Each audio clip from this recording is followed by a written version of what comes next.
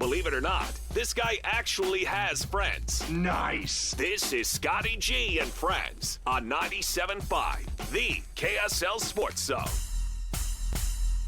Oh, hey guys. Welcome on into the program. 97.5, the KSL Sports Zone. Scott Gerard and Kevin Graham back on the show. We're going to get 2 doses of Kevin today and tomorrow. KG, what's up, my friend? I'm amazed that I'm still your friend and I'm able to come back on the show. But thank you. I had a great time last week. Excited to get back after it today. How are you, Scotty? How you feeling today after a late night in San Diego? Well, you know, you hear late night in San Diego and you think, oh, I bet he had a great time. No, I actually flew out yesterday morning, had a bunch of flight issues, finally got into the hotel, did all the little pregame interviews and stuff, went right to the arena. Game tipped off at 9 o'clock Mountain Time, called a dog of a game, which Utah State got worked over pretty good, and then caught a flight at they boarded at 5:30 this morning, and now we are back here ready to do some radio. So yeah, I'm in a pleasant mood. Let's have some fun.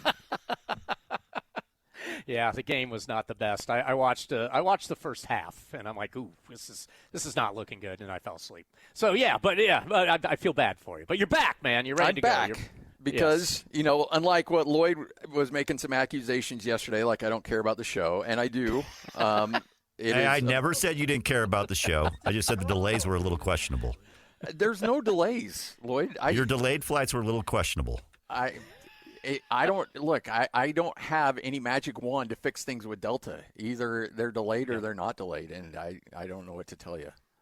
He's committed. His name's still on it, Lloyd. I mean, it's Scotty G and it wasn't yesterday. I don't know. Yeah, Lloyd had some clever editing, and he took my name out and just called it Friends. The show was called Friends yesterday. Did you play the Friends theme? Because I got Ross and Rachel over here. Yeah. Oh, good for you, Lloyd. I mean, you got to have some fun, you know, because I'm sure you were put in such a terrible situation with Scotty having his flight issues. So I get it. I understand. Yeah, it's all about Lloyd. We made it work. It's fine. We made it work. It took a village. There are a lot of people involved, but we got it done. All right, we got a show. Is there? I mean, okay. So early. Well, I guess it was last night, and I actually took some heat on this. This is how bad things went for Utah State in their game last night, that I was tweeting about the Jazz in the middle of the second half while calling a game. And people are giving me grief like, oh, even the play-by-play guys checked out of the game. And that is not true. I can multitask. But there is a somewhat of a, conflict of stories out there. Let's get to it. Starting lineup, 97.5, the KSL Sports Zone. Kevin Graham hanging out with us right here on the Zone. It's time to kick off the show with the biggest headlines of the day. This is your starting lineup on 97.5, the KSL Sports Zone. All right, so last night, Tony Jones, longtime Jazz beat reporter, now in Philadelphia. He works for The Athletic. He still has a ton of ties here. He sent out a tweet that caught the NBA world by fire, and also certainly here in Utah, after the Jazz announced that Lauri Markkanen had injured himself in a practice, that they were going to perform an MRI, and he'd be sitting out until the results of that MRI were known. And, of course, that led to everybody knowing exactly what's going on. Like, let's be honest, Lauri Markkanen's probably not hurt, but they want to shut him down. They want to lose games. They want to hold on to that draft pick. Adam Silver, who made a big financial statement against the Jazz last week, finding them $500,000, and according to Tony Jones, said that the NBA was going to bring in their own independent doctors to take a look at the MRI results and see if, in fact, he really is healthy. Well, Chris Mannix reported earlier this morning that, no, the NBA doctors are not coming to Salt Lake City, but it does not mean that the NBA does not want to know exactly what's going on with those MRIs. And Kevin, I think there's this little thing called email that you can send a lot of pictures via. I know that you sent some pictures via email to me back in the day that sometimes were quite, no, I'm joking. But yeah, what? Jeez. I know. Jeez, Scott, you didn't get any sleep last night, did you? Jeez. I did not send any pictures of Scotty. I want to go on record to that. Kind of like Tony Jones back in his tweet. I mean, I'm getting accusations of something I never even did. Oh, Jeez. man, I know. I'm sorry. That's my bad. All right. So, but the moral of the story is it doesn't mean the NBA doesn't want to know. They just may not be sending doctors. I don't know what to make out of this. I was red hot fired up last night. Now I'm a little, we're backing things off a little bit, but still, this is just a mess, Kevin. It is, and again, it started by Adam Silver by making it a mess to start this whole thing by throwing out the $500,000 fine. And so, look, I've known Tony for a lot of years. You have too, and he did a great job covering the Jazz. And now, obviously, he's very successful at the Athletic. And somebody told him something, and maybe it wasn't 100% accurate, but Tony's got great sources, and so someone said something that made Tony put that out. Like, I don't think he runs with stuff unless he trusts the person he talks to. So now maybe that person didn't have the full story, but I have to believe, again, just trying to, use our investigative reporting skills and speculation skills to try to figure it out. I think you have to think that something was said or contact was made by the NBA to the Jazz. Now, my first reaction, obviously, when they said Markkanen needs an MRI on his hip and ankle, I'm like, actually I had two reactions. I said, yeah, right. And then my next reaction is I laughed. I'm like, good for the Jazz. Like, just play it, man. Just do whatever you need to do to get that pick or keep that pick, and that's it. And because Adam Silver, and part of me kind of liked it too, because that is also, I think, a little shot at Silver saying, hey, all right, you know what? Markkanen's hurt. Sorry, we're going to do MRI. Now, sending a doctor, but they're going to review that MRI. I mean, there's no question. And I think ethically, the doctors can't lie about an MRI. I mean, I think you have to present whatever the MRI shows. I don't even know what's the MRI even? Is it like an X-ray they see kind of? Is that the MRI, right? Magnetic resonant imaging. Well, there's got to be some report that comes out. So that will go to the NBA most likely. Now, I'm assuming that, I can't assume. I don't know if that happens regularly where every MRI you do, you have to automatically send it to the NBA. But I will say this, the NBA is definitely going to study that thing if they're going to get a copy of it, and they're going to look at it very, very closely, unfortunately, because they have a target right on the Jazz right now. And I don't know what they're going to be able to do, but if there's anything shown in that MRI that with Markkanen with his ankle with his hip or his ankle, whatever he's dealing with, then it's legit, and he's not going to play. He's not playing tonight, and so good for the Jazz on at least getting the MRI. If he's truly hurt, then you're right. I mean, you're 100% right. Now, if the MRI comes back negative, then what happens? Because then that gets shady. Well, the MRI comes back negative, but he's uncomfortable. He's got this hip impingement going on right now, whatever an impingement is. And so I'm not a doctor. So, I think he's going to have to sit for a while. He's got to get better. Now, what can the NBA do about that? I mean, you can't tell a player how much he's hurting or not. You can't do that. If a player is hurting, whether they're faking it or not, what are you going to do? You're going to say, nope. You're not hurt. The MRI says no, but maybe it does have pain. No offense. I get up in the morning and half the time my neck is hurting or my shoulder's hurting, and I'm pretty sure that if I got an MRI, it'd have nothing showing, just that I'm old, but you're hurting. So maybe you can't be 100% if you're an athlete at that point. So what does the NBA do, Scotty, at that point? I think you go back to Rick Carlisle when the Pacers got fined $100,000. So the Jazz got the big fine of $500,000. The Pacers were fined $100,000. And according to Rick Carlisle, the NBA came in and said Aaron Nesmith, he had a left hand injury that they said he couldn't hold on to the basketball. And the league says, well, have you tried to medicate him so that he could play? So we're trying to get these guys hopped up on oxys so they can go play, and so we can have the integrity of the league. I mean, like, oh, you know what? You have lots of Toradol around here. Why don't you just shoot that wrist up and get him back out on the court? Come on, let's go. I mean, that's ridiculous. And I would think the NBA Players Union would have a major issue if the NBA is suddenly going to be the health overlord of all the players. Meaning that, like, if a player is hurting and he can't play, or he can't, as you just said, can't move his hand, which is kind of important when you play basketball. You dribble, you pass, you shoot. Your hands have to be involved with that. I think the NBA is aware of that. So all of a sudden now they're going to come in and tell players that they have to play even though the player is hurt. You can't do that. If I'm a players union, I am stepping up going, whoa, time out. You can't sit there and now determine who's hurt and who's not. Again, the end game of all this is the Jazz were tanking. The NBA didn't like it. They fined him $500,000, and now whatever the Jazz do, whether Markkanen is truly hurt or not, the NBA is going to be all over him, and this is probably what's happening at this point. But he's not playing tonight, so what's going to happen? So if the MRI comes back clean, and I have to think the MRI's got to be back at this point. I don't know. I was listening to Ben, and Ben was kind of laying everything out, and he was right on the story all the way through.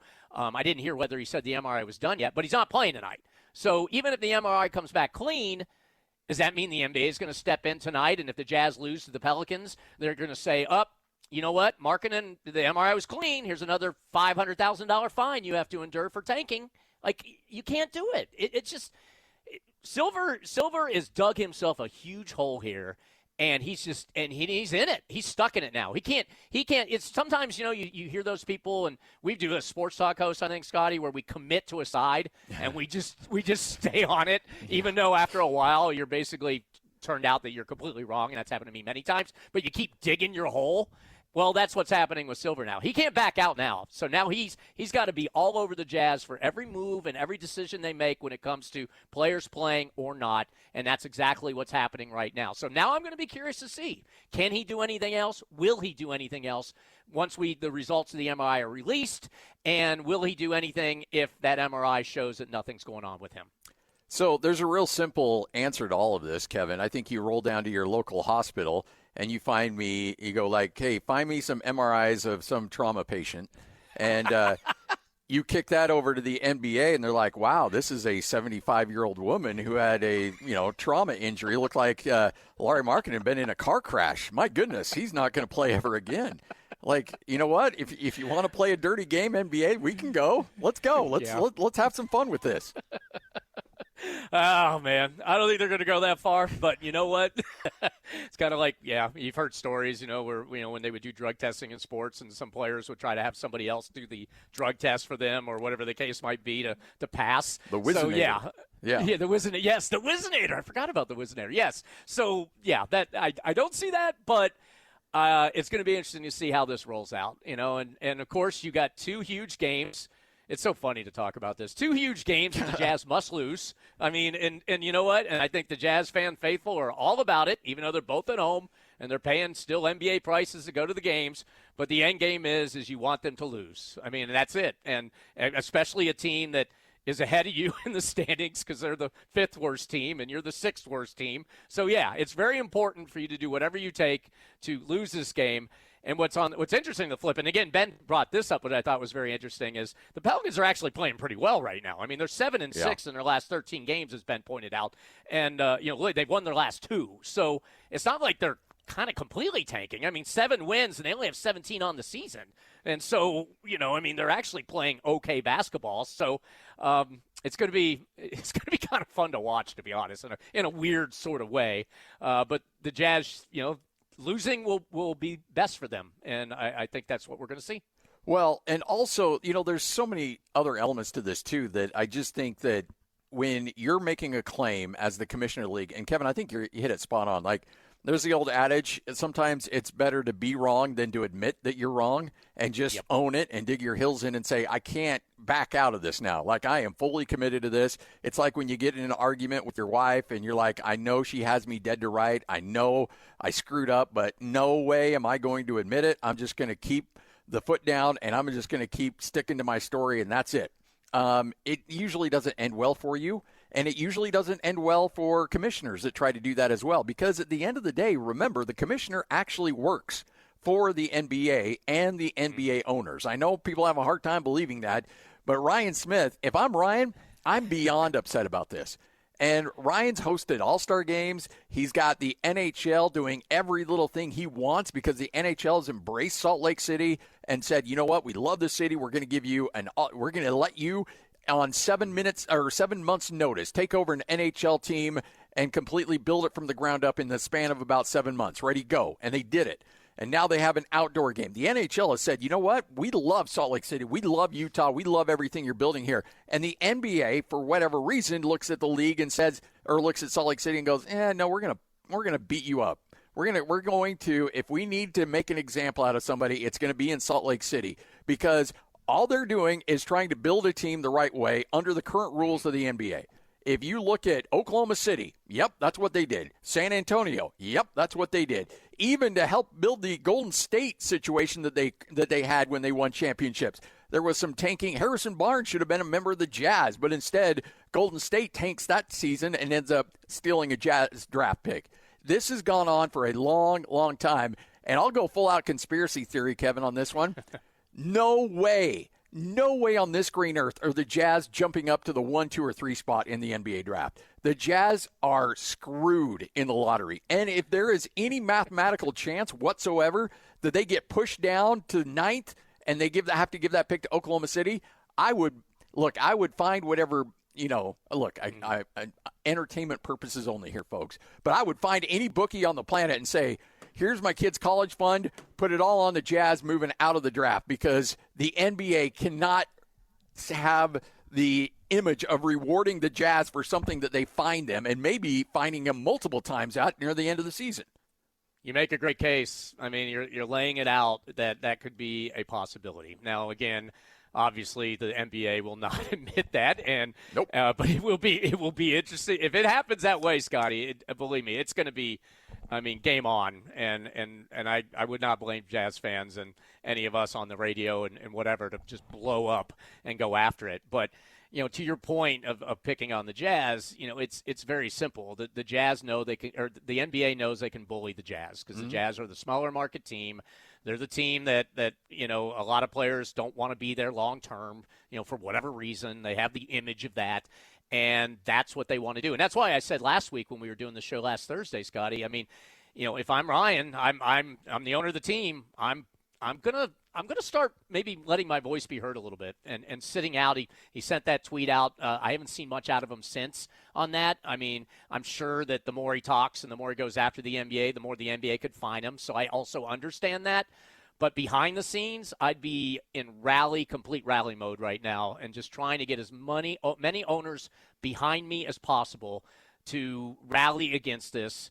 And to rally against Adam Silver, because you're right. The end game is he works for the owners, and the owners are the ones that have to make this decision. And let's face it, it's the owners that are giving the blessing for all this tanking. And as we know, it's not just the Jazz and the Pelicans, it's the Wizards. The list goes down to maybe 8 to 10 teams now that are actually in this process to try to lose as many games possible. A lot of it, as a lot of the NBA types have said, it's because it's a deeper draft than the draft's usually been. So a lot of teams think they can get a quality player at 5, at 6, at 7, at 8. So, it could be a special kind of occurrence kind of thing.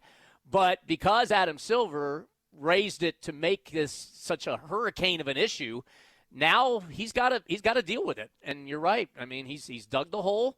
And now he's just going to keep digging, and let's see what ends up happening before this season's over. But, if that lottery situation plays out, man, that will go down as one of the biggest controversies in sports. As long as the national media makes it out to be. We'll make it that way in Utah, but will the national media pick up on it and go, whoa, wait a second here. That's kind of interesting how this all occurred, because that would be something else. So, as of right now, no fines, and according to Chris Mannix, no NBA doctors on their way to Salt Lake City. But I think you're spot on, Kevin. I think there's certainly some conversations like, hey, if you can kick over those MRIs to us, we want to get a second set of eyes on those things. We want to take a look at those and see for ourselves what's going on. And then when they do see a little bit of inflammation or they do see something there, they'll be like, you know what? Yeah, just shoot it up. Get him out there on the court. He'll be fine. 97.5, the KSL Sports Zone. Believe it or not, this guy actually has friends. Nice. This is Scotty G and Friends on 97.5, the KSL Sports Zone. One thing we know about Lloyd, Kevin, is that he's very particular with his songs, and they usually have a double meaning. So I don't know if this is intended to take a shot at Cincinnati, essentially say, take it easy, or if there's more to it or not, because Brendan Sorsby is getting sued by Cincinnati for $1 million after bailing on Cincinnati and going to Texas Tech and taking the money there. He had signed an agreement, a 2-year agreement with Cincinnati, and he had a $1 million buyout clause, and he decides to leave. University says, we need our money. Where's our money? Where's my money, man? And Sorsby's trying his best not to pay that $1 million. Well, guess what? You signed it. Pay the school their money. You owe money, give them their money. You know, it's interesting. I read the quote. I'll read it for you real quick, Scotty, from his agent, because obviously that's who's going to drive this. It says University of Cincinnati, through its revenue share structure, paid him $875,800 for a season he fully completed, and in that time he generated millions in value for the program. Goes on to say, attempting to recover those funds now sends the wrong message to current and future student athletes and risks damaging the long-term credibility of Cincinnati football. This is further disappointing given that Brendan parted ways with UC in what was a mutual, agreeable manner. The money the university seeks to recover from is nothing more than an unlawful penalty under Ohio law. So it's funny to me how the sports world, they just don't understand what the real business world is like. So maybe he made $875,000 plus last year. One, the contract states that if you want to leave, he could leave, but then he has to pay $1 million. And then to say and utilize the excuse that, well, wait a second, he may have got paid $875,000, but man, he generated millions of dollars for the program. Timeout.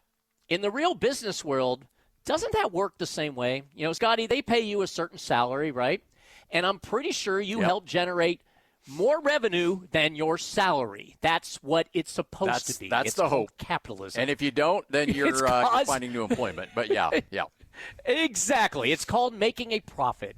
You know, it's what you do. If you don't like it, then go out on your own and be an independent contractor or something and do something like that. But no, this is the way the world works. And these agents just crack me up. And obviously we've seen the agents work in the real pro world, and now it's infiltrated the college world. And you got to take a stand on this. And we were joking with Jake and the Crosstalk and Ben about their take on it. And they're like, look, just move on. What are you going to do, Cincinnati? Just whatever. No, you can't. You got to adhere and hold these people and hold these players accountable. If you want to be paid and you want to be a pro, then you're going to be treated like a pro. And as a pro, if you have a contract and you decide you don't want to fulfill that contract, if you're in the NFL or whatever league, well, guess what? You're going to pay for that. You are not going to get paid if you don't show up. You're going to get fined if you do not show up. If you don't adhere to the contract, guess what? And this has happened before. You sit, and guess what? You're not going to get paid. So it's over. So I don't understand, and particularly in this case, because Sorsby is, going to Texas Tech, which is, handing out, money like it's candy, and and he's going to get paid. I read $4 to $6 million.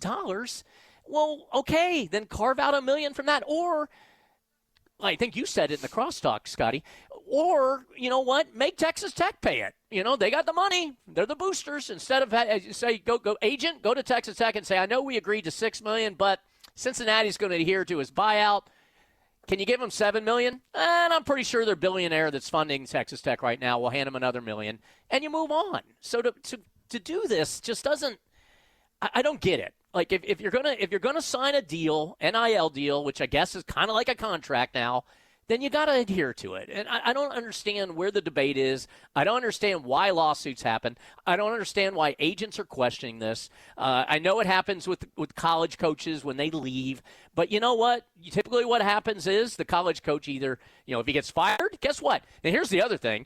If you get fired, guess what happens with these coaches? They demand to be paid what's left in their contract. A lot of times they'll work a settlement or whatever the case might be. But, so I'm guessing if it was flipped, Scotty, and Sorsby, sucked, and Cincinnati said, "Yeah, we're not gonna. No, you're out. We're gonna cut you. I don't even know they can do that the way this whole NIL works. And so we're not gonna pay you. Well, guess what? I'm pretty sure the agent would be a little ticked off by that, and Sorsby ticked off, and then they would turn around and sue Cincinnati to get their money. It's just again, it's back to common sense, and this NIL thing, man, it's just got to get under control in some way, and just establish some common sense. And I'm more and more thinking that, you know what, you're pros now, okay? You're a pro. So you get the money, but you know what? You're adhering to his contract. And that's where I think that it's something's got to happen, because if this continues, or if this lawsuit proceeds to even court, because as lawyers are going to be the ones making the money, even if it gets that far and say Cincinnati loses, then what signal does that send everybody? Now every player, it doesn't matter. You can't even have a buyout in there, because it won't matter. So it's just, I don't know, man. It just drives me nuts. And I wish some common sense would be applied. I wish college football would get their acts together, get yourself a commissioner, set this thing straight, set up some kind of structure. We're not going backwards. These players are always going to get paid going forward, but set up some kind of structure so both the athlete can make money, and believe me, there's a ton of money going around in college football these days. The athlete can make money, but also the schools can be protected a little bit as well. And in turn, for the fans' sake, I think it would be good, too, to actually not have players be complete mercenaries and go in a year and say, yeah, I'm here, I can't wait, I'm so happy to be with the Cincinnati program. I'm going to lead this team to Big 12 titles and hopefully a playoff berth, and then 1 year later decide he wants to leave for more money in the conference to go to Texas Tech. So that statement that you read from the lawyer, that has a couple different layers to it, too, where he's essentially threatening Cincinnati by saying, hey, you know what you're doing? You're giving a black name to your organization, and this is going to look poorly on future student athletes and current student athletes on their willingness to play for Cincinnati and their willingness to stay at Cincinnati. Look, you'll always follow the money. Everybody will always follow the money. If Cincinnati's in on a recruit and they're paying $300,000 more than another school, and that other school goes, well, yeah, they're going to pay you more, but remember, they sued Brendan Sorsby when he tried to get paid when he left. And they're like, well, yeah, but they're giving me more money, and I'm going to take it. I mean, that's it. That's what it's all about. I'm not that is as baseless of a threat as you could possibly come up with if you're that agent. And the other element, too, he's not admitting that they broke the contract. Of course they're breaking the contract, but he's like, hey, they generated millions and millions of dollars. Well, you know what? You should have signed him for a bigger contract then. You should have signed a bigger, longer-term contract because, you know what? You bet on yourself, and you didn't end up cashing out the way you wanted to. That's on you as an agent. You screwed up as the guy negotiating that contract, and now you want to get your 5% or 7% or whatever the case might be, and so you want to ship him off somewhere so you can make more money, when in reality, the kid's breaking a legal contract, and there are ramifications from breaking that contract. It's simple. It's the business world. You want to be a part of it, fine. But you mentioned coaches, and that was the big thing. Hey, if coaches can leave, players should be able to leave. Totally agree. Absolutely agree with that. It's like there's a lot of conversation up north about Utah State's basketball coach, Jared Calhoun. If the team comes in and says, Jared Calhoun, we want you to be the head coach of our men's basketball team, and Jared says, you know what? I like that program. I like that. Let's go. Well, guess what? Utah State will be they will get paid by either Jared Calhoun or the university will give Jared Calhoun a interest-free loan. There's a lot of different ways they work it, but essentially $4 million is going to go back to Utah State because that's what his contract says that he is owed, or that he will owe if he takes another job. And somebody will pay it, whether it's him or a booster. That's the case. And so if you want to be at the big boy table and you want to get treated like coaches, that's how coaches get treated. So welcome to the real world, folks. That's what college is all about, right? Learning how to be an adult. Well, you're an adult now. Act like it. Yeah, 100% right. And so we're going to see what happens. Now, the one thing that I don't have a complete handle on, and again, I think this goes to above my pay scale, is just the whole college situation. You know what I mean? Like again, with the players not being employees and the schools, being considered on a certain level, whether they're profitable or non-profitable, whatever the case might be. I don't know all that. You know what I mean? Because again, there's that argument going on whether athletes should be employees or not. Well, they are. Okay, if they're going to start signing contracts, they are. But then there's laws with that. So, and collective bargaining agreements that could happen, which they don't want to do. So, I mean, it's just so convoluted, and I hate it. I just want to watch college football, and I don't know about you, when I got into sports talk radio, I just wanted to talk about sports. Let's have a good time with it. But now I feel like I need a PhD trying to figure out the ins and outs, of college contracts and what is considered employment and what's not, and bargaining and all this other stuff. And I have to think the fans are getting tired of it as well. Oh, yeah. Because ultimately we just want to watch the games and have a great time and support our schools. And I just think this just muddies it all up. And and I feel bad. I mean, UC fans now, they're losing their quarterback. And I'm guessing UC fans are ticked about it, and I think UC fans want him to pay the $1 million back. And you know what? He should. He signed a contract or an NIL deal or whatever you want to call the thing. So it's something's got to give, man. And I hope to think that it will eventually. But the Wild Wild West has got to. The Wild Wild West ended eventually, so it's got to end with college football eventually. I don't know what's going to happen to the OK Corral on this one, but hopefully something happens. And look, there's going to be casualties in this.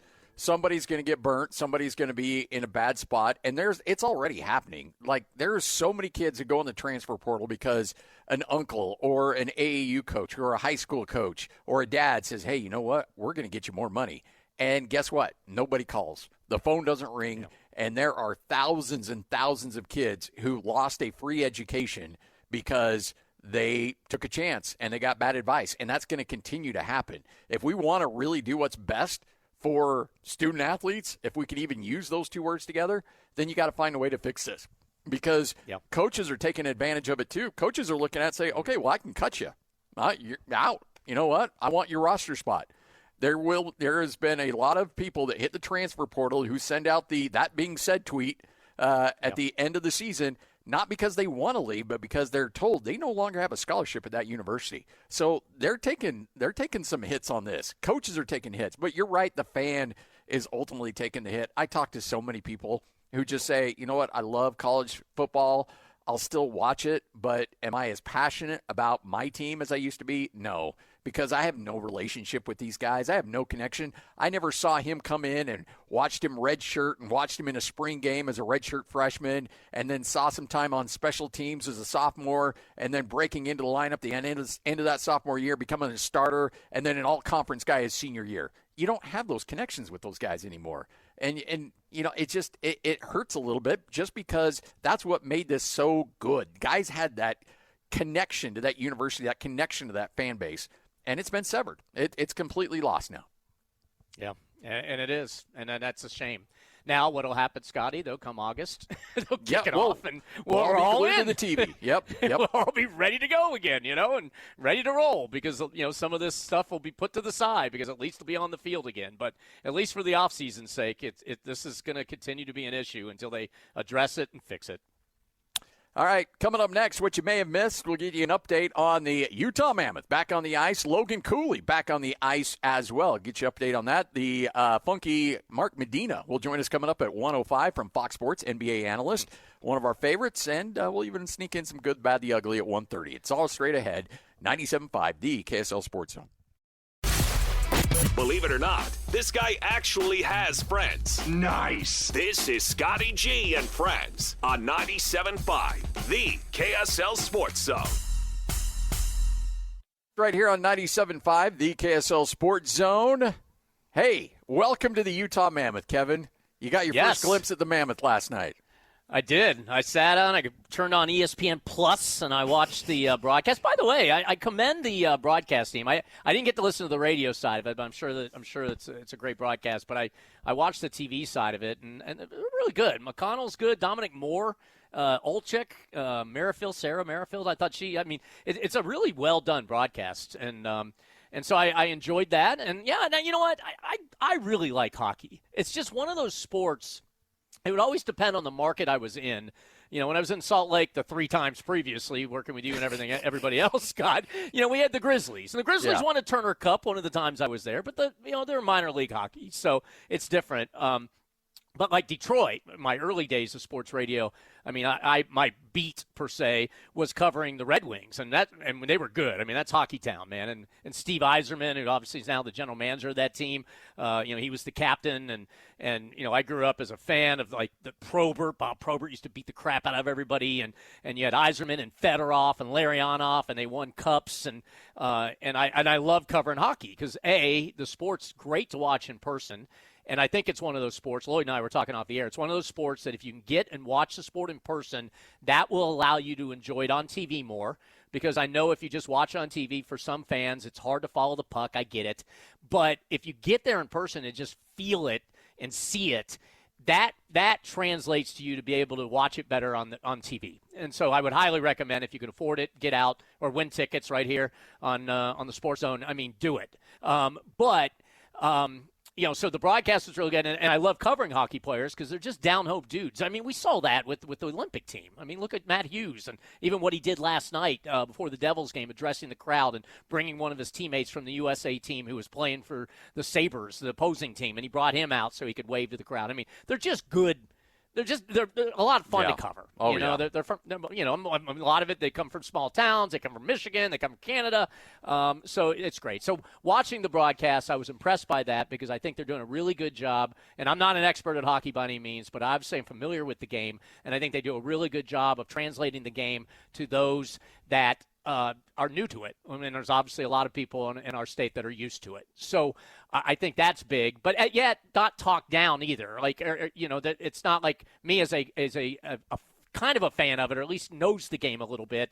I didn't feel stupid listening to them talk about it. Like, they didn't dumb it down all the way down to where I felt like, oh man, come on guys. I mean, this is so. I want to credit for that, and then B, the game wasn't great. I mean, the word rust has been used a lot, and it was pretty clear after having 3 weeks off, both teams were rusty. The Mammoth more than Colorado. I mean, we heard in the clip there, and they weren't winning battles. One of the words that I think it was Dominic Moore said, they couldn't get the puck north. They couldn't dump it down so they can get it, out down by the net so they can get some bodies there and move the puck around and be able to get a better shot. It was weird. The second period was crazy. I mean, it was 4-2. 4-2 is the final, and all the goals were scored in the second period. Yeah. So, but it was sloppy. And I guess you kind of would expect it. And then I think the other thing, too, on the Mammoth part is they just missed some opportunities. They started the third period on the power play, and then literally I think it was a trip that was called on the Avalanche right off the bats. And then when you have a 5-on-3, man, you got to take advantage of that. You got to score. And they didn't. And so, they missed the opportunity there. And then they had a power play with about under 6 minutes to go. And they had the same situation. They had the power play, and then they commit a stupid penalty. And so suddenly now it goes from you have a 5-on-4 power play to now you're skating even 4-4. And even the Avalanche got the power play on the back end for a little bit, but weren't able to convert. So I enjoyed it. It seems like a really cool atmosphere. I'd love to get to the Delta Center and check it out and see how they've transformed that arena to make it more of a hockey arena. And I enjoyed it, and I think, if you want to talk about on the ice, they just got to get things back together as quick as possible, and I think having Cooley back is going to help, but he has to get back in the mix. Gunther, I mean, he had 2 goals. I mean, he's doing his thing, and I think he tied his career high for the season already, so he's on pace to break that. I enjoyed it. I enjoyed watching hockey again, and I feel really good for the fans of Utah to be able to have another professional team there. I mean, it's just something else you can watch and follow, and I think you can get into. I know Lloyd is in, and his kids are in, and it seems like the market Lloyd, itself is in. Is somebody giving you free phone Lloyd's getting free What's stuff. going on here? You can't be accepting free stuff. Why not? What was wrong with that? The kids deserved it. They earned it. All of a sudden, they give it to me. All of a sudden, your faith in humanity is restored? Is that what's going on here? Suddenly, we had $80 worth of foam fingers. It was great. It was awesome. And that's from the fans, right? And that was from. By the way, that's what I tweeted. I said, Mammoth fans and NHL fans are just different people. That's not happening at a Jazz game. There's no way. That's not happening. I'm sorry. But Mammoth fans your kids are getting shoved to the side. Yeah, Mammoth fans are and NHL fans. They're just. God, they probably are the coolest group of fans you might ever meet. They really are, truly. You'll like this, Kevin. We, I'm still really good friends with a lot of people in that SEG organization after working there for a long time, and they knew that the fan base was quite a bit different from the Jazz to the Mammoth, and but I think it even took them a little bit by surprise because there's been concerts there, there's been multiple Jazz games, playoff games, and that first hockey game, their beer sales quadrupled the previous record in that building. Oh yeah. The hockey fan is definitely a I guess what's a good word for it? Because I'm not demeaning. I mean, they're like salt of the earth people. You know what I mean? Give me a beer, give me a hot dog and some popcorn. I'll buy your kid a foam finger and let's go. Let's go to town and watch some hockey. And the same way in Detroit. Even Detroit, which is really a blue collar kind of town. The Red Wing fan, is definitely bluer collar than a lot of guys, and it's fine. I mean, it's a lot of fun. It's definitely a more rowdy atmosphere, and they're into it. And I'm telling you, this team can just get it together and make the playoffs this year and hold on to that wild card spot. I know DJ was talking this morning on DJ without PK this morning of talking about getting that number one wild card spot, which is huge because you want to avoid the Avalanche. I mean, they're by far the best team in the NHL right now. So you got to somehow hold on to that one spot, which are, I think, 1 point above Seattle right now. So they don't have to face at least Colorado in the playoffs. But, yeah, because we've all seen it on TV. I mean, that's when I watch hockey now. I mean, when obviously watching the Mammoth because I knew I was going to be on with you and I wanted to be able to provide something of seeing that game. But usually for me, I start watching hockey when the playoffs start. And I think most casual fans do that as well. And, man, playoff hockey is awesome. And, mean, it's one of the best postseasons that you can have. And so I hope Utah gets a taste of that. And the quicker the Mammoth can get to the playoffs and give – the hockey fans are hardcore. They're going to be there. But to expand the sport a little bit and bring more of those casual fans that maybe don't understand the sport as much, to bring them into the fold – with playoff hockey, I think that would be huge for the franchise to do that. And then if you can win a round, then it's even more fun. Yeah. And so I think that's big. And build off the momentum of the Olympics, because as we know, with the amount of millions of people that watch the Olympic game, you got a lot of those fans too, that maybe are going to give the NHL a little bit of a look now. And I'm sure you're going to get that from a lot of the fans in Utah as well. After the Four Nations a year ago and then the Olympics, the momentum of hockey here in the United States is all-time high, and you got to cash in, especially here locally. And frankly, I don't even care if it's a 4-game sweep. I just want to see meaningful playoff games in April, hopefully in May, here in Salt Lake City, because the Jazz have been out for so long. I just want to feel a playoff experience, and I got a sneaking suspicion the Mammoth fans and that environment down there would absolutely be incredible. We're right here on The Zone. You're listening to Scotty G and Friends on 97.5, the KSL Sports Zone. 97.5, the KSL Sports Zone. Okay, you're not supposed to call right now. I'm just letting you know at some point during the show, we will be giving away Mammoth tickets. Do not call right now. Lloyd's trying to get funky Mark Medina on, so we can't tie up the phone line. So don't call right now, but just be ready. A little bit later on, we got lower bowl tickets to see the Mammoth and make their playoff push. Listen all day for your chance to win. We'll be giving away a pair. JJ and Alex will be giving away a pair a little bit later on in the show as well. All right, Kevin, as you mentioned, those tickets, they're like cigarettes in prison right now. Everybody wants one. I hear you. Sorry, I'm laughing. I have one of my daughters who lives in Nashville. She's listening to the show, and she doesn't know anything about sports. And she's saying hockey's blowing up too because it's related to heated rivalry being on. Remember that hockey show with the two apparently hockey players that are in love with each other? Yeah, that's it. Oh, yeah. Yeah, I don't think that's necessarily resonating the way that you would hope here in Utah. I don't think so. Yeah, I know. I don't see that demo at Jazz games, or at Mammoth games, but yeah, if you don't know what heated rivalry is, just Google it and you'll see what that show maybe not at work, but All right, Mark Medina. Sorry, I couldn't resist. Sorry, Mark. I apologize. NBA writer, Fox Sports, one of our favorites, Mark Medina, kind enough to join us. Mark, how are you? I'm doing well. How are you guys doing? We're doing all right. We're picked on. I don't know what name of the dog that Adam Silver owns that Ryan Smith kicked, but apparently he's not happy with the Jazz, and he's taken all his frustrations on tanking for an entire league on the Jazz organization. Are we blowing that out of proportion a bit? No, I think Rick Carlisle with the Indiana Pacers feel the same way. It's not like you're blameless or anything, but, I do agree with the commentary that the league has made the Jazz and the Pacers out to be the examples of what's actually a larger problem. And, they're treating it as if, they're treating the symptom but not the disease, if that makes sense. Mark, what do you do? I mean, if you're commissioner, Adam Silver gets booted out. You're the man. What do you do? Or do you do nothing and just say, like, this is the way it is? Be authentic about it. And I'm telling you, I don't think a lot of Jazz fans are complaining about what they're doing right now because they also understand this is how they can become a contending franchise again.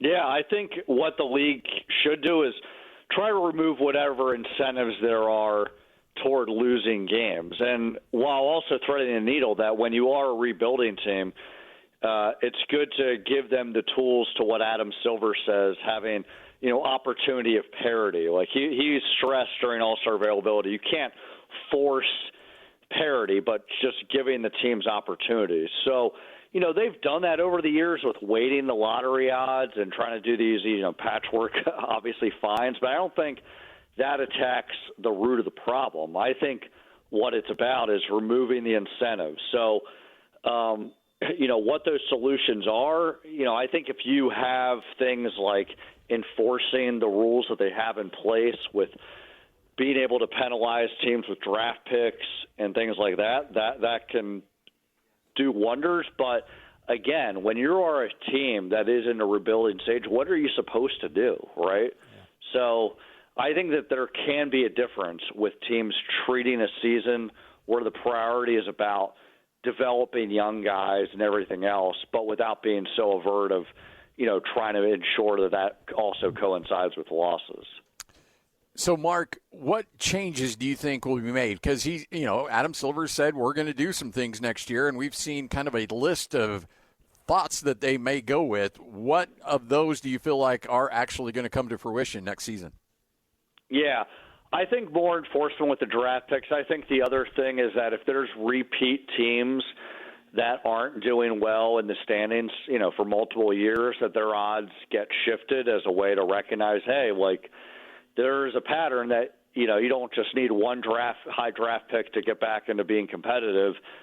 This is a recurring thing. But one thing that I know that was thrown on the wall that I don't think is going to go anywhere, this idea that if you were in the playoffs one year and all of a sudden you're, in a rebuilding stage and having one of the worst records, that all of a sudden you're ineligible for that. I mean, that reeked of you may as well send this memo to the Indiana Pacers because they fall in that category. And I think a lot of times that's the only way a team has such an extreme season. If there is, a devastating injury to one of their star players, I don't think that, team or the NBA should be penalizing teams for those external circumstances when it comes to injuries or key off-season departures.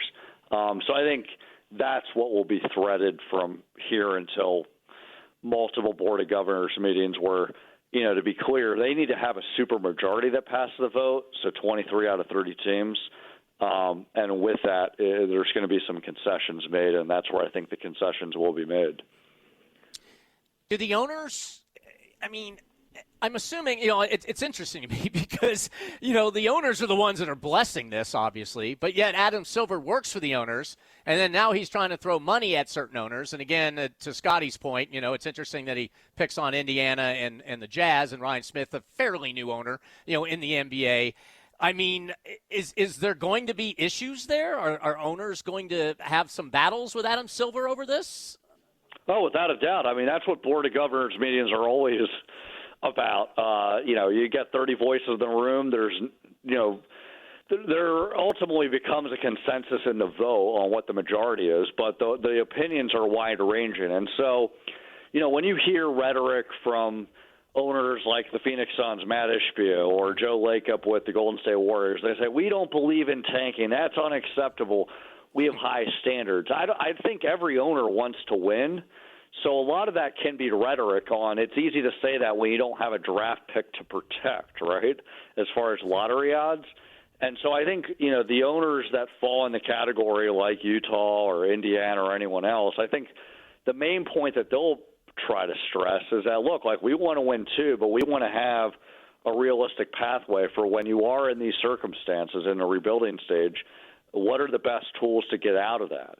And so ultimately in a league where there's only one champion, there's always going to be winners and losers, but you don't want to have such an extreme disparity of, from top to bottom, what the wins-loss records look like and just how competitive games are through an 82-game basis here. It seems like we've talked a lot about tanking when Victor Wembanyama is involved, when Cooper Flagg's involved, when this draft class that appears to be loaded is involved. Next year, by all accounts, it doesn't appear to be an overly strong draft. Will the commissioner be like, hey, look, it's working. Not a lot of people are tanking, and it's just because maybe there's just not anybody worth tanking for? Yeah, I mean, that's the thing. And Adam Silver acknowledged the quiet part out loud that this year's upcoming draft is intended to be robust. And so he was throwing it out there that, he understands why teams are doing this. So he threw it kind of back on the teams here. It's a two-way street, but no doubt that has been a major factor on why this has been a bigger conversation. I said it the last time when I was on a few weeks ago. The league won't say this, but there's definitely thought around the league that, the gambling odds have something to do with this as well, because, when you're in a situation where guys might miss an entire fourth quarter, like, Jaren Jackson Jr. did and Lauri Markkanen did in that infamous Jazz game or any other game, all of a sudden gamblers get upset because that affects parlay odds. So I'm not naive to think that that's not a factor either, because, before, gambling companies had business partnerships with the league, this kind of behavior was still going on. So it's a recurring problem. They're not going to solve it overnight. To the league's credit and to all 30 teams' credit, they have made improvements with, the play-in tournament, for example, leading to more competitive games at the end of the season. But I think one of the unintended consequences here is that when it's very clear that teams don't even have a shot at the play-in, that's what's led to some of this behavior that we've seen this past season. Mark, obviously, Adam Silver's not a well-regarded, highly liked individual here. Is he in trouble at all? I would highly doubt it. The reason why, look what the dollar figure is on the latest TV rights deal. I mean, ultimately it's about money, bottom line businesses, and, all that money goes to the owners. So they might be upset with certain things, but those are just tactical things at the end of the day. It's not going to get to a point where, there's going to be a movement to remove him as the commissioner at all. There's been talk about expansion, and I think we all know it's going to happen. Just when do you think it will happen, and is it just a foregone conclusion it'll be Seattle and Las Vegas? It's a foregone conclusion it's going to be Seattle. Not a foregone conclusion it's Las Vegas, only because of a few things. I mean, rightfully so. Sonics fans have been up in arms ever since that franchise relocated to Oklahoma City. The NBA is very mindful there's a great fan base there. With Vegas, they love that spot for Summer League, and the WNBA's had a pretty successful franchise with the Aces there. They've had a lot of preseason games there, but Las Vegas is one of many cities that has had a fluid economy this past year with tourism, and I think that they're just mindful of what that could mean for having an NBA franchise there. But I think to the larger question you're asking about, how imminent expansion is, Adam mentioned during All-Star availability that they're going to talk more about expansion during their Board of Governors meeting next month, but it's not going to come down to a vote. It's more about just talking more about issues. I think, one of the short-term things they have to iron out, and it's a first-world problem, but it makes sense. On one hand, they resolved the TV rights deal. They finalized that.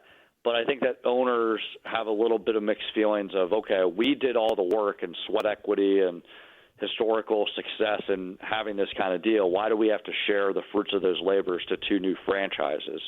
So it's about kind of finding the right timing on that, because ultimately, once you add teams, the revenue sharing is going to have to involve two extra slices, because that's just the way the CBA is. So I think that they're trying to sort out those details, and because of that, I don't think it's going to be announced that two new teams will exist this season, but I think it's pretty soon, in the next few years. Well, you can add those two teams, and then you can find them when they're tanking, because they're going to need to tank to be able to add players. So I mean, you could do that, right? You can make that happen. Yeah. Well, ultimately, when expansion teams happen, they're treated like infant kids. Like, they shower them with gifts and try to help them walk and crawl and all that. So I don't think any of those expansion teams would get that kind of parental oversight just yet. But maybe give it a few years, and then they'll be treated like all the other teams. Mark Medina, kind enough to join us from Fox, and of course you can just one of the best when it comes to breaking down the NBA. Are the Lakers a big house of cards right now? I mean, they're right now about 4 or 5 seed in the playoffs, but they still have a negative point differential. So is this a team that feels like they're just ready to fall apart, or do you take any stock in them going into the playoffs? I wouldn't say they're like a house of cards that's all of a sudden they're going to plummet into standings. They're a playoff team, but their ceiling is second round or first round elimination. I think it's fairly clear. Like, they have offensive brilliant players with Luka Doncic, LeBron James, Austin Reeves. They don't have a great supporting cast. Their defense is inconsistent. Their role players, they got Luke Kennard. He's the best three-point shooter in the league. But night to night, you don't quite know what you're going to get from the quote-unquote others. So I think what it is this is the roster flaws that come with it. And because of that, they can't make a championship run. But because LeBron's probably not on the team next year, whether through retirement or other team, they're going to, reload this summer by trying to get Giannis, or at least have good roster construction and depth around them so that Luka can have a championship caliber team. And, look, like, the Lakers tried to do that this past summer, but they had limited financial flexibility because they have, LeBron and Luka on their team.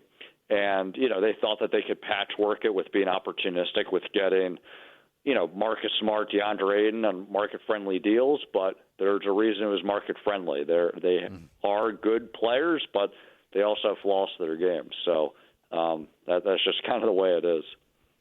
Well, Mark, looking ahead. Sorry, go ahead. Go ahead. I'm sorry, Scott. I was just going to ask one final question, and I appreciate it, Mark. Looking ahead to next year at the Jazz, thoughts on the moves they made, and how much better are they going to be, do you think? Are they playoff contenders automatically next year?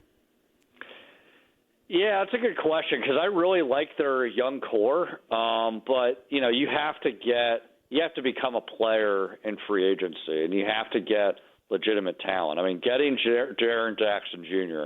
is huge. He is a multi-defensive player of the year for a reason. He's one of the best shot blockers in the NBA, but I don't view him as necessarily a cornerstone. I think he's a great 1A second option.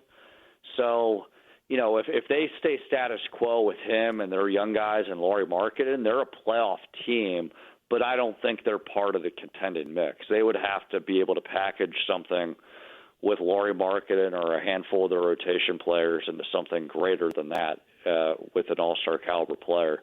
But, yeah, they're doing all the right things, contrary to what Adam Silver thinks.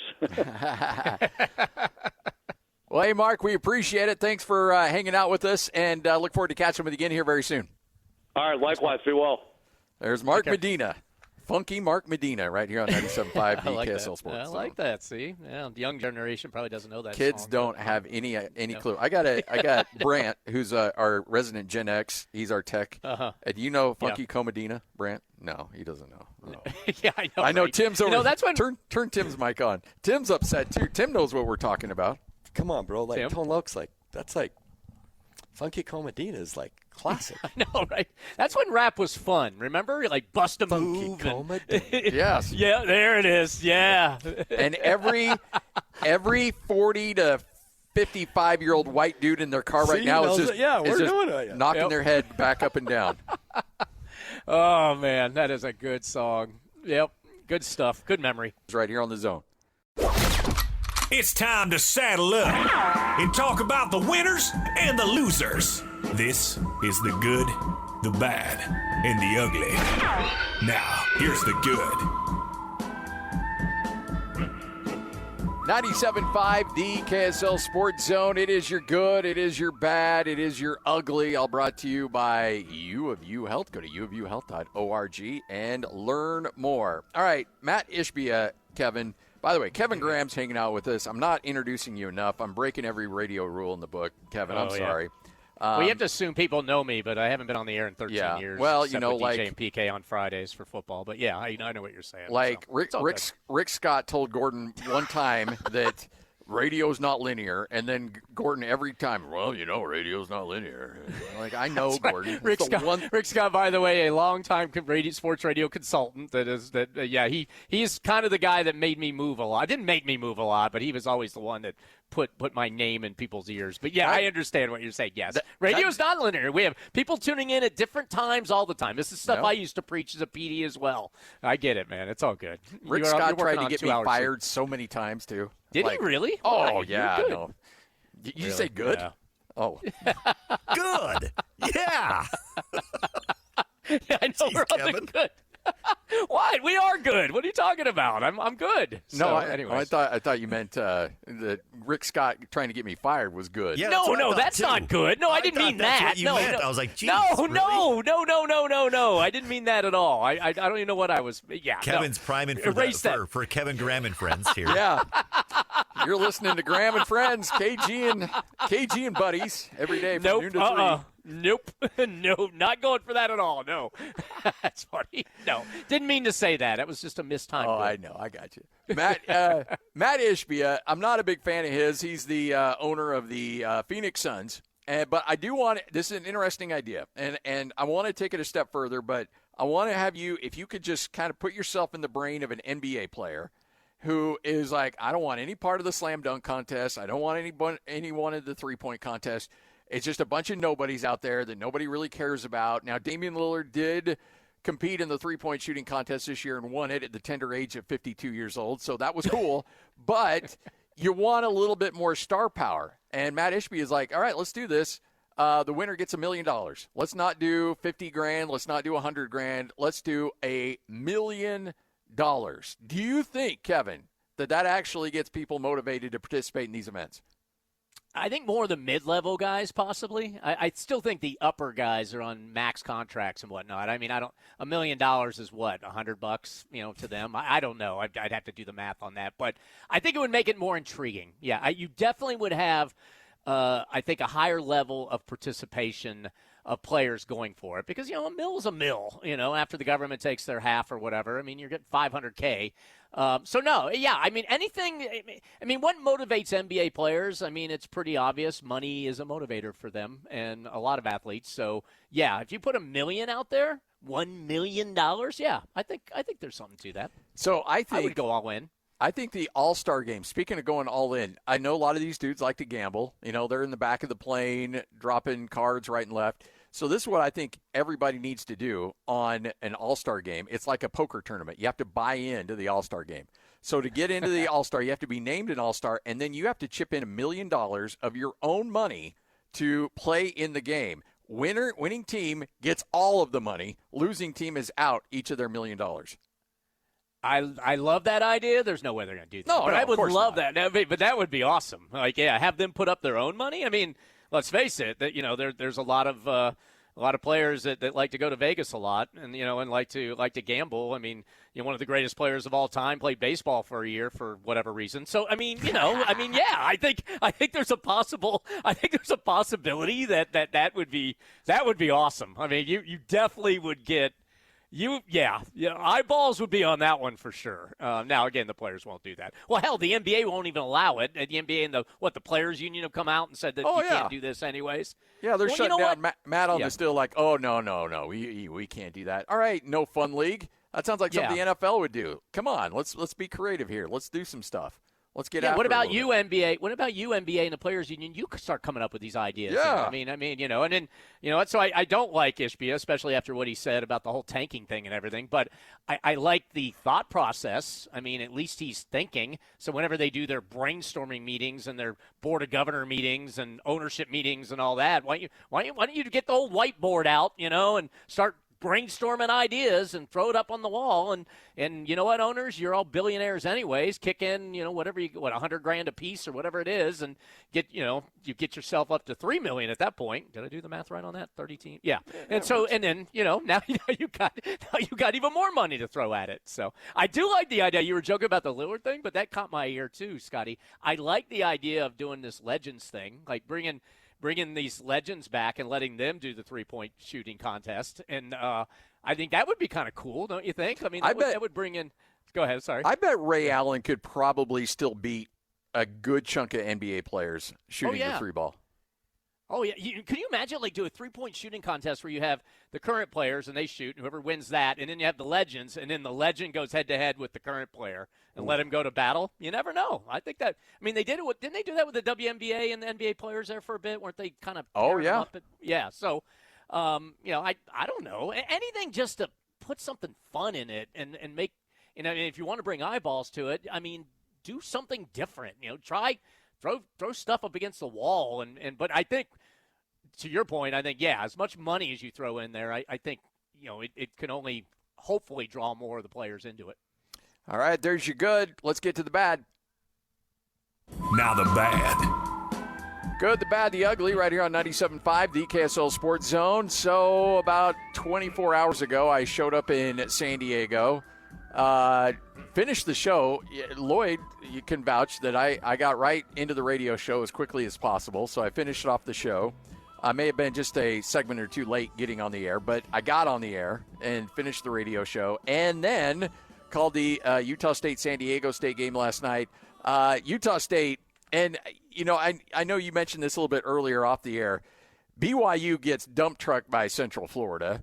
I know a lot of people aren't keeping track of what's going on the East Coast, but Rick Pitino's St. John's team loses by 32 to UConn last night. Utah State gets roughed over by San Diego State. There's these weird games that happen throughout the course of a season. Now, there's bad teams that just lose, and then there's good teams that sometimes they just have that weird loss. And there was a Pac-12 media day that Chris Peterson was hanging out with us, and I'm pretty sure he said this on the air, but he may have said it off the air, and I apologize for quoting somebody with an off-the-air conversation. But he said, hey, I am dealing with the dumbest demographic in all of America, men 18 to 22 years old. They are the dumbest demographic. They do dumb things. They say dumb things. They get worried about dumb things. And frankly, he's right. I mean, just remember what you were like at 18 to 22 in the middle of college, and then throw on the fact you're supposed to play high-level athletics every night. Now, I know they're getting paid a lot of money, and I'm not saying it as an excuse. I'm just saying it happens because you're dealing, again, with men 18 to 22 years old. I look at these athletes, and then I look at my own son who's 19 and a freshman in college, and I'm like, okay, imagine he was A.J. DeBonsa, and he had an entire fan base living and dying with every shot he takes. And then I look at my kid, and I love my kid, don't get me wrong, but I'm like, he's not ready for that. So I do have a little bit of grace when a team lays an egg like that, and we've seen a bunch of them over this last stretch. I think if you ask women, I think the dumbest demographic are men 18 to death. But I think you're right. I mean, I do agree with you that tendency from 18 to 22 might be a little more on the the really dumber side. You're right. I mean, this is not unheard of to see something like this. I know I chatted with you before the game, and you were basically like, yeah, Utah State has a tendency to struggle against San Diego State on the road, and you were exactly right. And that's exactly what happened. I think the more concerning thing is, I guess, what I watched in the first half, and Scotty, you did the whole game. I got through one half of it, and, they seemed to just be, I don't know if lethargic is the word, but they were definitely getting beat off the dribble. They couldn't hit their shots. They were clanking left and right. San Diego State obviously could. They seemed to have more energy. I guess that's my only concern, because I know Utah State, came off a loss, losing to Nevada, a team they probably shouldn't lose to. And then I guess I just expected a little more, energy out of them, a little more grit. And now I know it's his first, and you can't panic, but it is the first time you've lost two in a row. And I guess the question I have now is, and I don't know the tiebreaker, and I'm assuming you do. I mean, now you got, as you're coming to crunch time, 3 league games left or whatever it is before you go into the tournament? Utah State's 13-4 in the Mountain West. San Diego State's 13-4.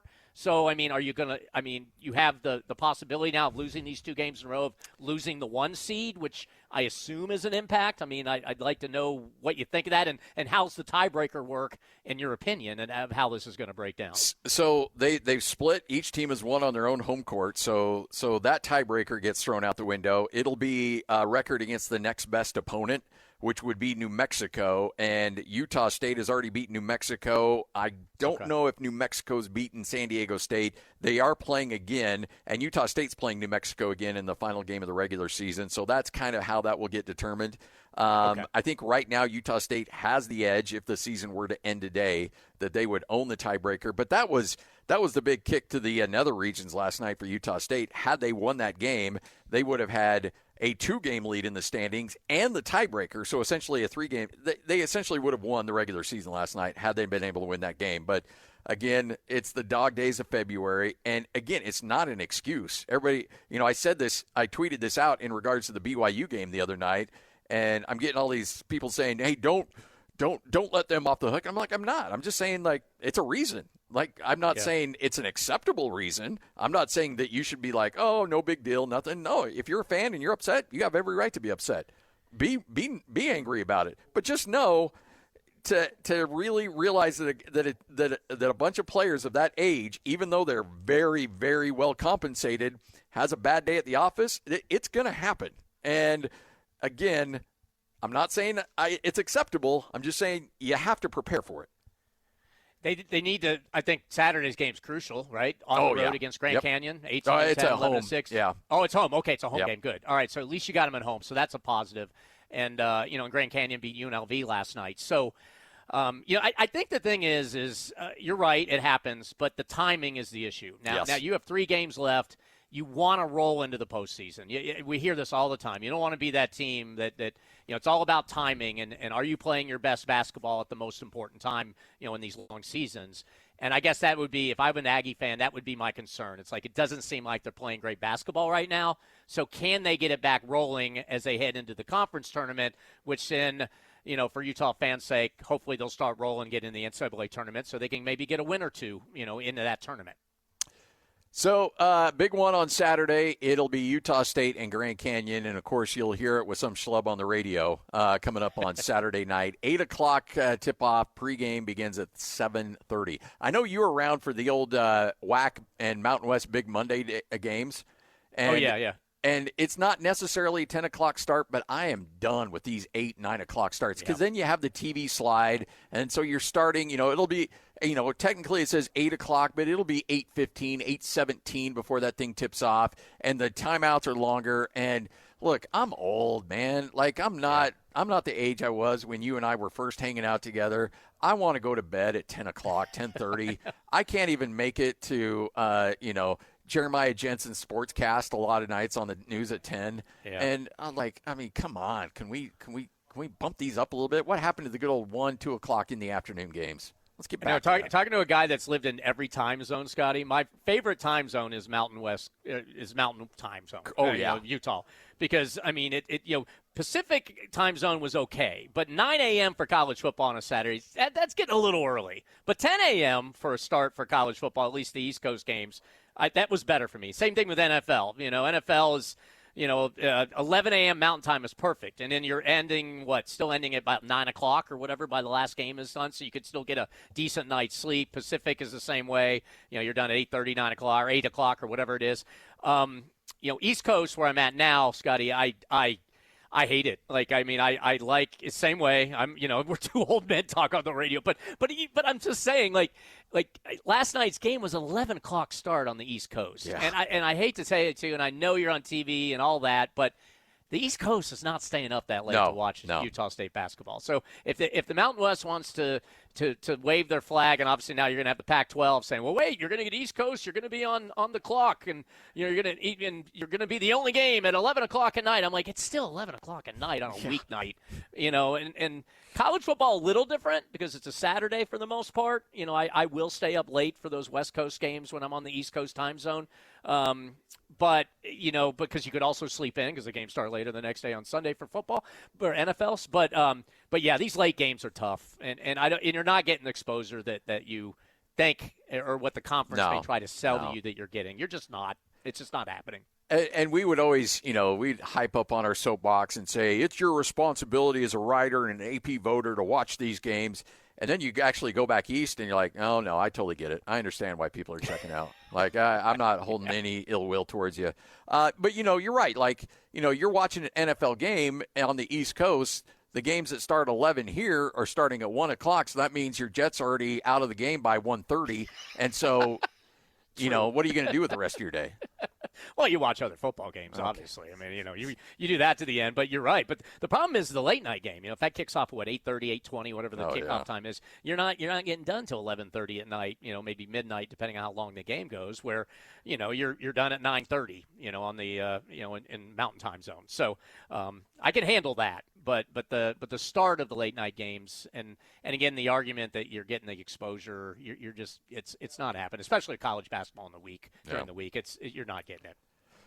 97.5, the KSL Sports Zone. A little whole world news coming up next, and then in the 2 o'clock hour, gather around the radio, folks. Kevin Graham is going to fix everything in the world of sports. He is the commissioner of all things sports. We tried to sneak this in last week, and we just didn't have time, but we will dedicate the first segment in the 2 o'clock hour all to Kevin Graham fixing every issue in sports. That's right, folks. Every issue? The important ones. Okay. This is 97.5, the KSL Sports Zone. Nerds! You're listening to Scotty G and Friends on 97.5, the KSL Sports Zone. 97.5, the KSL Sports Zone. All right, quick edition. Usually on Whole World News, I read a news story. We play a news story from around the globe that makes us laugh. Kevin, I'm going to share a personal story today for Whole World News. I was on a early flight this morning, and I know you travel a lot. You've been on a bunch of planes, and it's never fun, especially those early morning flights. So I put my headphones in, and I got a window seat. And so my head's up against the window, and before I put my headphones on, I hear this baby behind me. And look, we've all traveled with kids. I'm like, you know what? I got the noise cancellations. Let that kid scream. I don't care. I'll be fine. You do your thing as a parent. Try to get through it. I'm not going to be upset about it. So I actually doze off, and then all of a sudden, I feel like the guy next to me just kind of jump up, and I look at him like, "What's up, bro?" And he looks at me like, "You didn't, aren't you nervous about what's going on?" And I'm like, what is going on? And then I get the smell. That kid went Exorcist all over the aisle. I mean, I don't know how that much vomit was in that little of a human being, but that kid sprayed everywhere. And so I was actually afraid because after yesterday and Lloyd got mad at me, sometimes you hear about these planes that because the smell is so bad or something really bad happens that they divert it somewhere else. And I'm like, if I have to tell Lloyd that I can't come to the show because of a throwing up baby, got my flight sent to Albuquerque, I'm like, he's never going to believe that. And I'm going to be in so much trouble. So part of me wanted – No. The guy next to me, though, did. The middle seat guy, he apparently kind of went over the top. It was a good, field goal arc, went up and over, and then he got some on the back of his shirt, and he was not happy.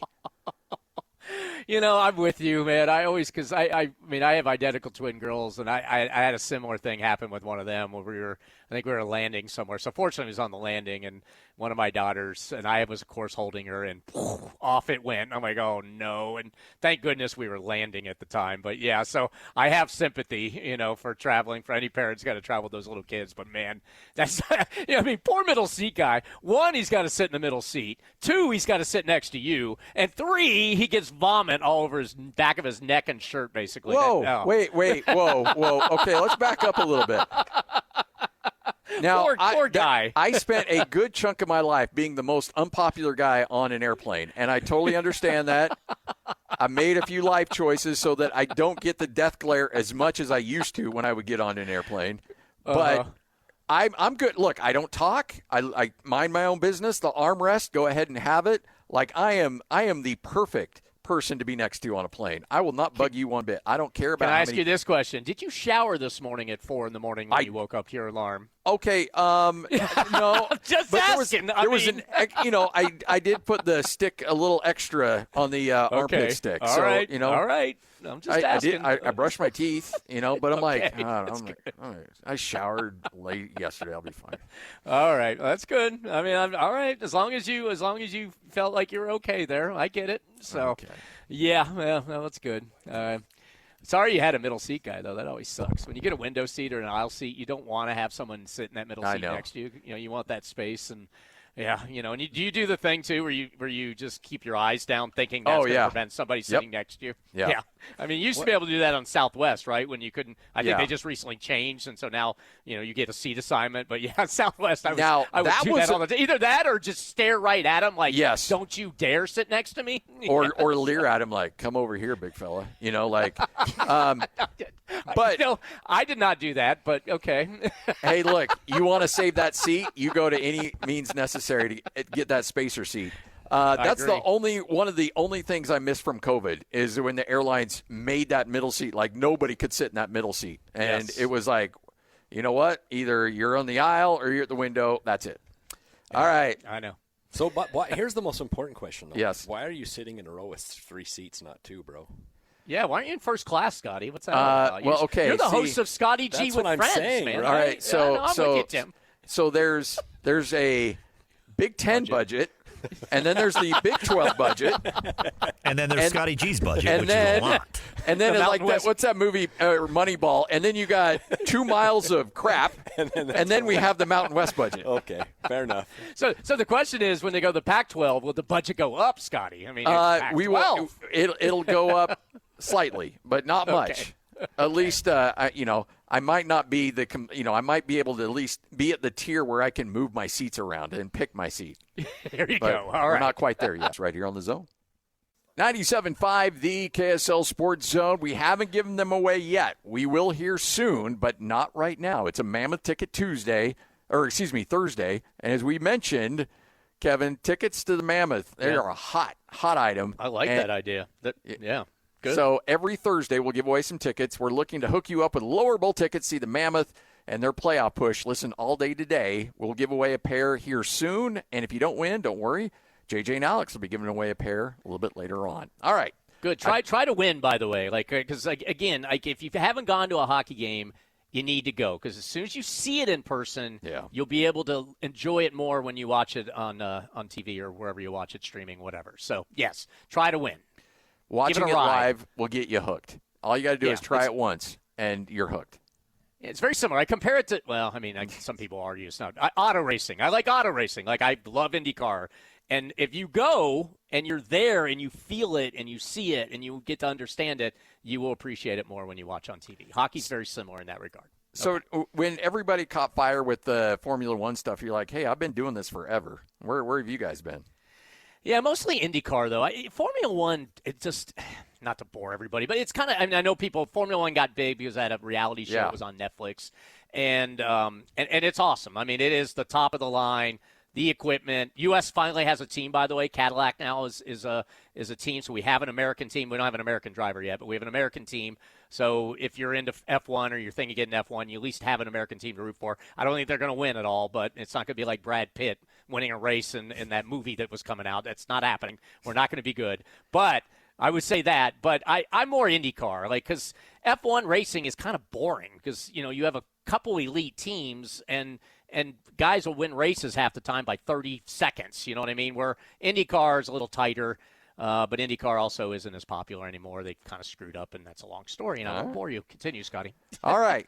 So I have given Kevin carte blanche to essentially fix everything in sports. Because, Kevin, if you are new to Kevin Graham on the radio, and he hasn't been on the radio here in Utah in 13 years, but Kevin's got opinions, and he wants to share them. And he can fix just about anything if you allow him to. So with that, Kevin, I give you the magic wand to fix anything and everything you want in the world of sports, local, nationally, college, NFL, you name it, it is yours. Go crazy. Okay. All right. Coming up, I have NBA. I got fan take. I have soccer, believe it or not, and I have a wild card, but I'm going to start with college football. And that, obviously, Scotty, none of this is going to happen. I mean, you didn't tell me whether it had to be realistic or not. Okay, all right. So, this is what I would love to see, and I put some thought, especially in the college football one. So, I'm college football commissioner, which is one thing you have to have. I don't care if it's Nick Saban, whoever. You got to have a commissioner. So, the first thing I do for college football is I get the conferences back in freaking order geographically, okay? And it's very simple how I'm doing this. We're eliminating all conferences, by the way. Big Ten, bye-bye. SEC, bye-bye. Goodbye, Pac-12, or whatever is coming up. You eliminate them all. You have West, you have Central, you have South, you have East, all right? 4 conferences. Now, depending on what you read and see, depending on what schools suddenly, like Sacramento State recently, who's joining the Mid-American Conference, which makes absolutely no sense. You're getting new teams that go into the FBS.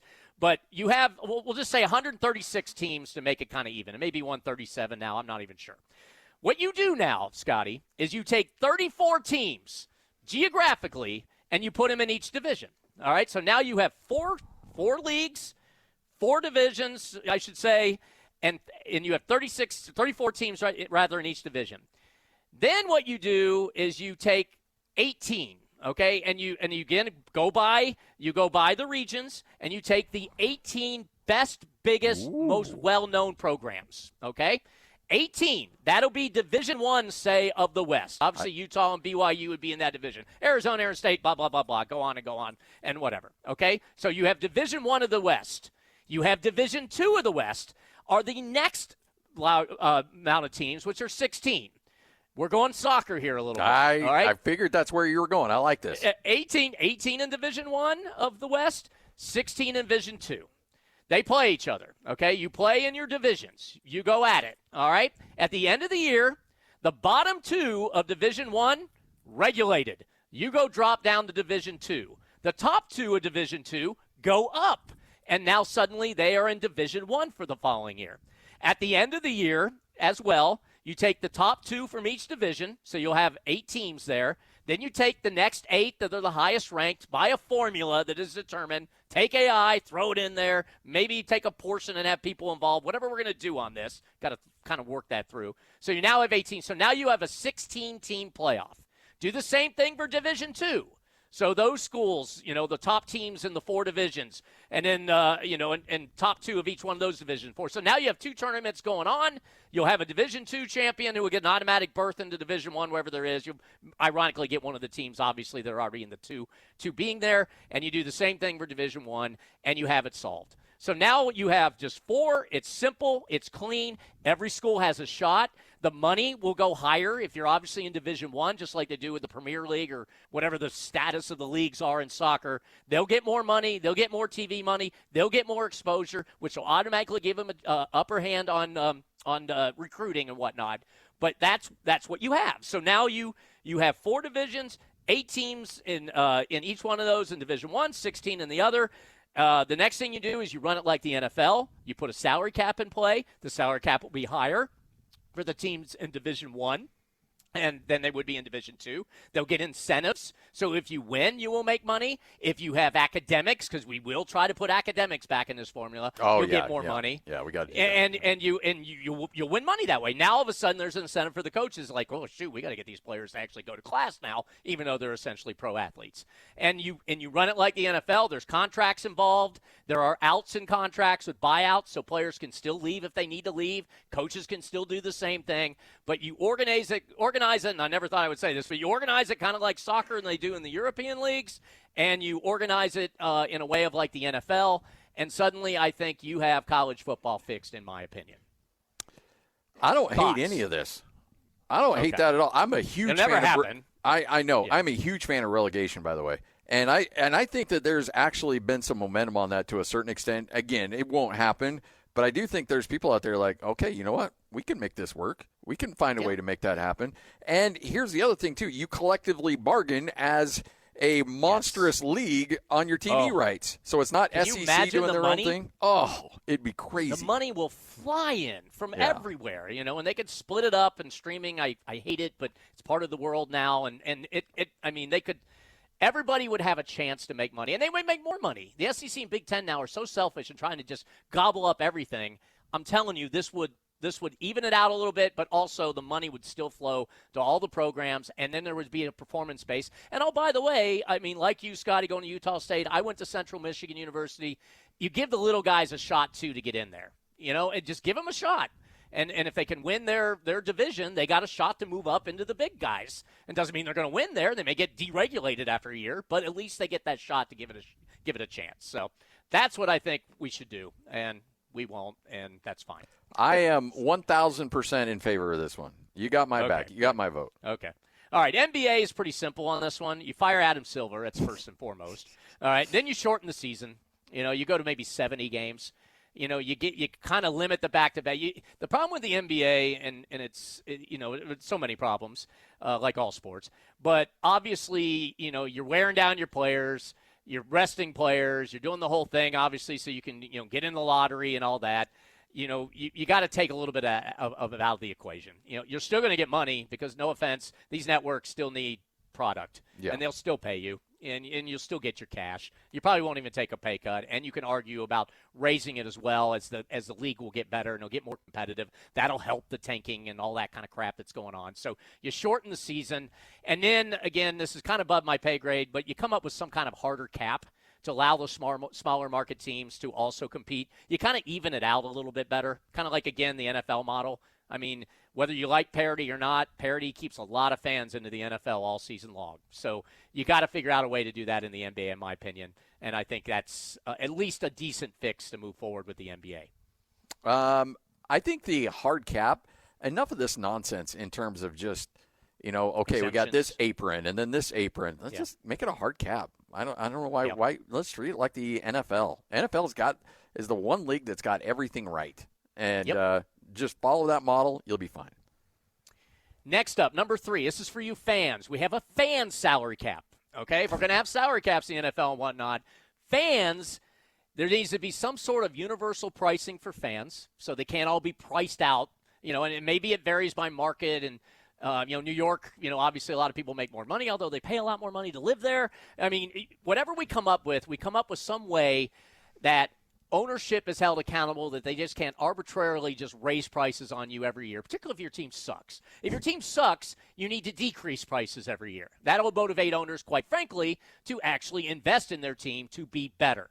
So you come up with some kind of cap that allows fans a universal price or a set price that you'll pay for season tickets, whatnot. You put rules in that if your team doesn't win, if your team has a losing record, then the price actually will drop. If you're 500, the price stays the same. If your team wins, okay, there'll be a certain percentage you can raise the price on your tickets. Same thing goes for concessions. Same thing goes for parking if you can control it based on what your parking situation is around the arena. But you put some kind of cap on the teams so they can't just arbitrarily keep marking things up, particularly when your team sucks. So you're with your buddies, and you're like, man, our team stinks. Man, they're bad. Hey, but hot dog prices are going down 50 cents next year. Yes. All right. It's not bad. I mean, it's not. But what it does, though, in my opinion, it's the flip.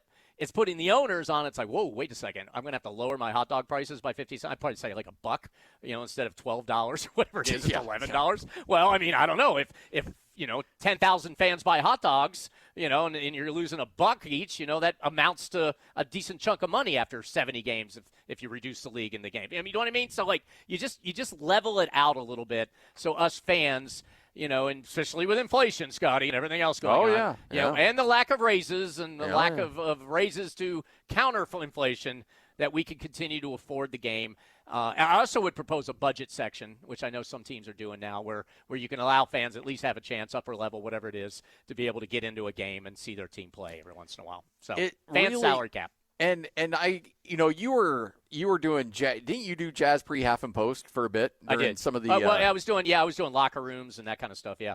And so you were there during the heydays, John, Carl, NBA, finals runs, and that arena was just at a different level than it is now. But a lot of it's just because a lot of those fans who made it feel like a college-like atmosphere just got priced out. And I get it. Like, you need a lot of money. I don't blame any organization. You charge what the market will bear, because you have to squeeze every little penny you can to stay competitive. But, man, you just miss that atmosphere of what it was like back in the day. Oh, back in the day, it was out of control. Like, I mean, I haven't been to a Jazz game, obviously, recently. It seems like the arena's obviously been upgraded, and you guys know better than me, and the fans know better than me at this point. But, man, back in the day, that place was – I mean, the fans were on you, And they would. I mean, you would be able to get affordable tickets, Upper Bowl primarily, and it was crazy. And of course, the team was great. Yeah. When you had Malone and Stockton, and you're playing the Bulls in 2 straight NBA Finals, and Lakers with Kobe as a young player and all that. I mean, it was truly the glory days. But yeah, and I know right now, and you see that in a lot of arenas because you priced out the average fan. It's just not as raucous, and it's kind of sad. So fan salary cap. So I'm throwing it out there. Number 4, this is going to be a quick one. Eliminate the U.S. men's soccer team and the whole program. Okay? Kill it. No more. All right? We've been embarrassed enough, okay? Did you just see what happened when we're good as a country at a sport like hockey, men's and women's? Scotty, we were on the air last Thursday and women. How excited were we? And everybody else seemed all excited. We were excited for the women to win the gold medal and beat Canada, okay? We did the same thing, obviously, this past weekend with the U.S. men's and how that lifted the country and, of course, caused controversy because everything has to be stupidly political nowadays. But we eliminate the U.S. men's soccer program. And now, I'm not a soccer hater anymore like I used to be. I appreciate soccer at its highest level, but unfortunately on the men's side, we do not play soccer at the highest level. We lose regularly to Tobago or whatever country that's got 10 people in the whole country and they all play soccer. I'm done with it. Take the money, though. You can't say you're not a soccer hater and eliminate soccer altogether. No, I don't hate soccer, but I want that team obliterated. I don't hate the sport. I have a better appreciation of the sport now. But I do not want to keep losing on the national stage to countries that have like 12 people. It doesn't make sense.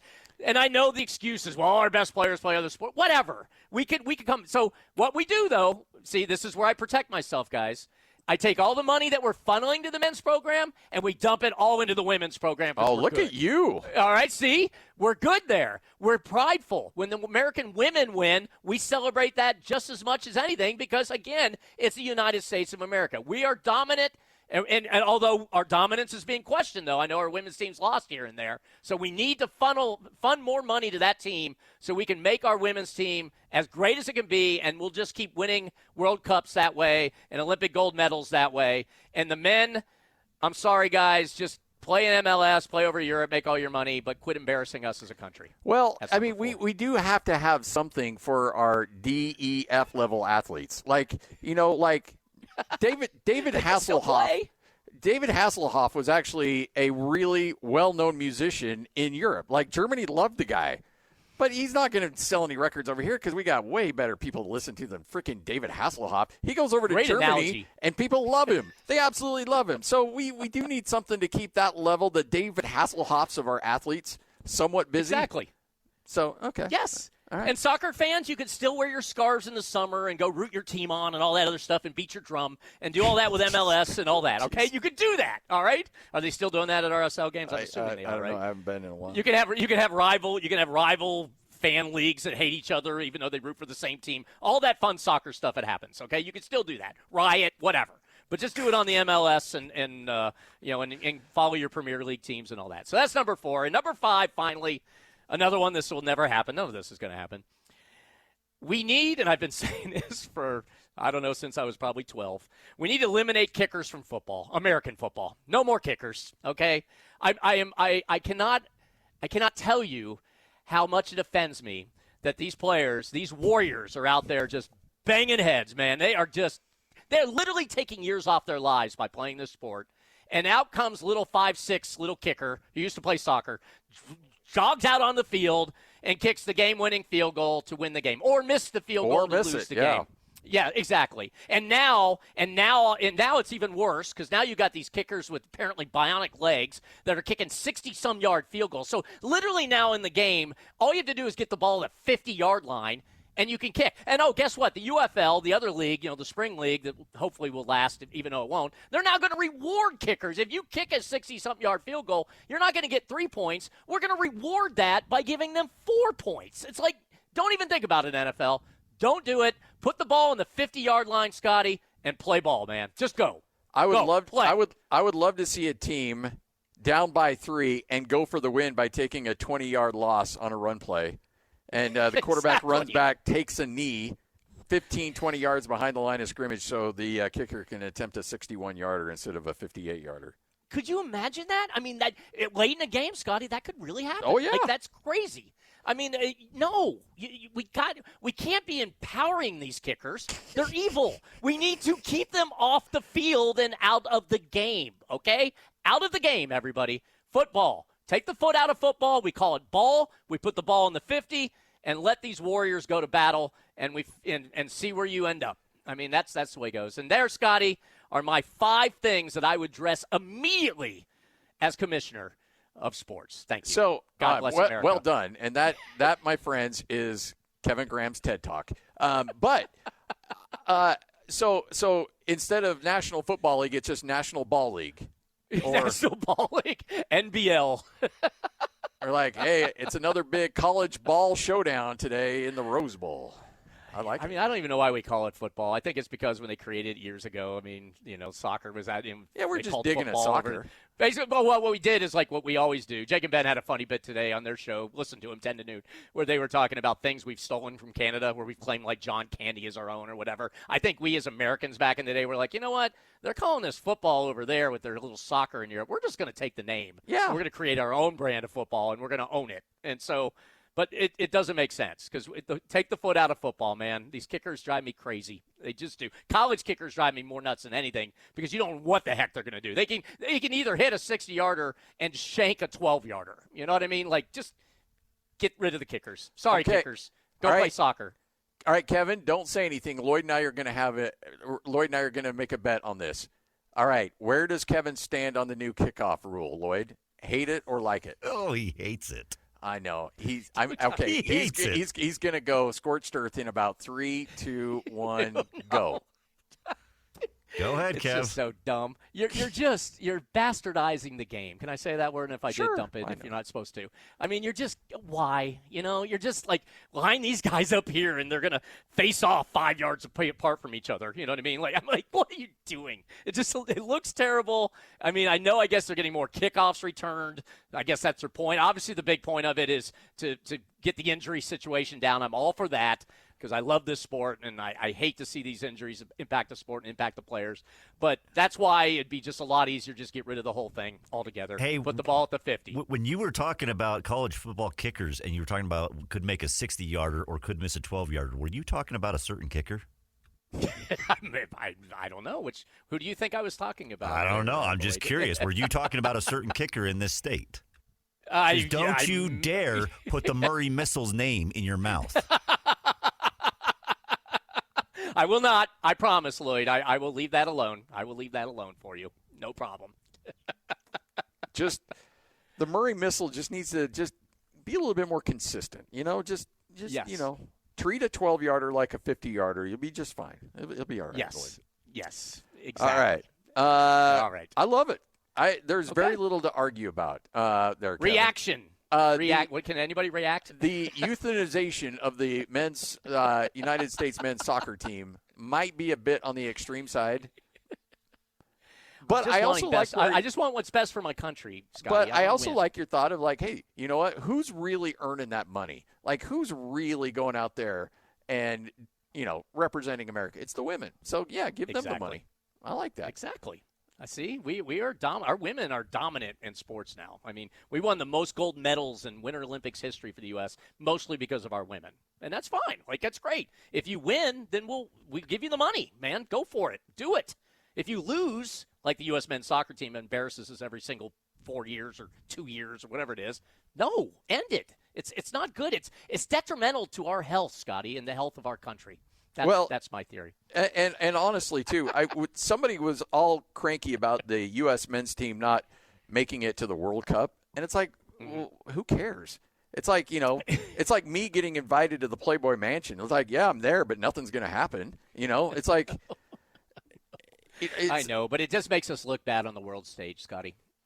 That's my theory. But we're already going to look bad. It's not like we're going to actually win the thing. It's like, oh, yeah, you get a free trip to Italy or wherever, Qatar, or wherever the heck the place is at. And then you're going to play your little pool play, and then you'll get bounced, and then you come on home. Like, what's really going to suck, it's here in our country this year, right? That is. Yeah, I mean, and we're going to get bounced. I mean, I don't know how far. We're not going to go very far. So it's like, that's embarrassing. Like, you got to. you gotta represent, man. You gotta play. And I've been hearing it forever that we were behind and all the athlete thing. I'm like, just come on, man. You got to be able to find 20 really good men athletes that can actually go out there and play the game. It's got to happen. It's got to be out there somewhere, and unfortunately it hasn't. So it's time to move on. Let's give our money to the women and let's go. The two best players in last year's Super Bowl, though, was the kicker and the punter. Yeah, that's true. And that's a problem, don't you think? Yeah, Lloyd pointed that out, and he's actually correct. Would you have had the guts? Let's say you're in the booth, in the media booth at the Super Bowl. I know you've attended a bunch of them, and they pass out the ballots. Would you have had the guts to put the field goal kicker as your MVP? Nope. They're not a real player. No, I would not do that. I'd put nobody. I put no one. No one has earned this. None. Nobody. None of you above. get it. This game sucked. None of the above. No MVP. Oh, man. I love it. Right here on The Zone. This is Scotty G and Friends on 97.5, the KSL Sports Zone. All right, wrapping up another edition of the show, 97.5, the KSL Sports Zone. Kevin Graham's been kind enough to join us, and he will be back with us coming up on tomorrow's show. It'll be a Friday edition. I know. And, Friday, we got to figure out some way, Lloyd, to just make him a little bit angrier and go off on a couple more rants, and we'll be in pretty good shape. I'm usually happier on Fridays. I mean, people are happier. You got to reflect the mood of the people, Scotty. I think. Kevin happy on a Friday. So I'll be a little happier. Okay, I'll do my best to be happier. A little happier. That doesn't mean happy. Yeah. It just means on the scale of angry, he's just up a level, just one little notch. Yeah. You know what will make me really happy is if tonight's game, the Jazz and Pelicans, it's just like a brick fest. Every player just missing every shot. Like it's one of those like games you see when the little kids play where they end like 4-2 or something like that. Because that's what I want. It would remind me of like the Washington Generals of the Harlem Globetrotters, like just Washington Generals versus Washington Generals. And thank you, Lloyd. And just players are going down and frickin' layups and just shooting over the backboard, both teams, like literally both teams.